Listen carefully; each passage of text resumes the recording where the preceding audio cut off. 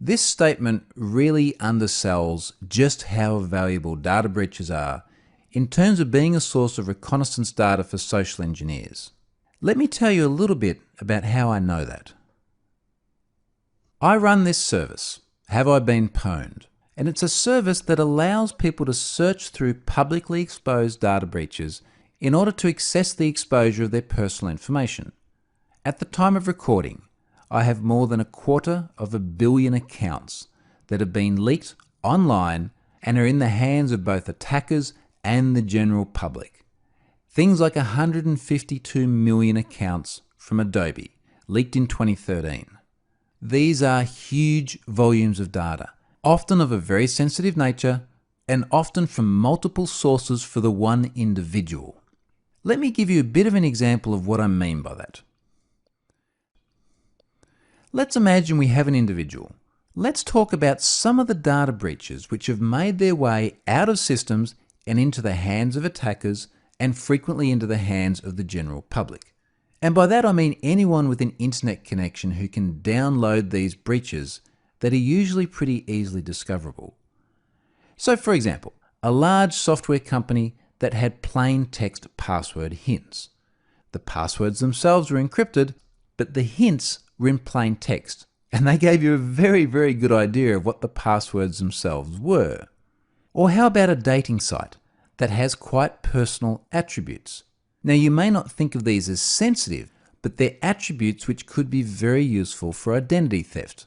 And again, we'll talk more about that later on in the course.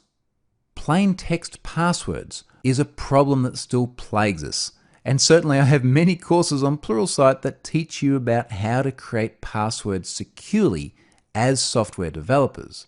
But we have this problem. There are many, many breaches out there that have passwords in plain text that people have almost certainly reused in other locations. Another one again, a toy maker that has home addresses and phone numbers in their data breach. Now have a think about how you can start tying all of these personal attributes together and creating very rich profiles of people. And it's not necessarily that one individual is in all these data breaches, but very frequently one individual is in multiple data breaches that have exposed different personal attributes, and you can start tying them all together. A gambling site with IP addresses and full names. So once you have an IP address, you have another piece of data that identifies where the individual lives, plus you know who their internet service provider is. And that's a piece of information that can be used by the social engineer. And one final example, a breached social engineering site. So a site that was actually designed to teach people about social engineering and also disclosed private messages.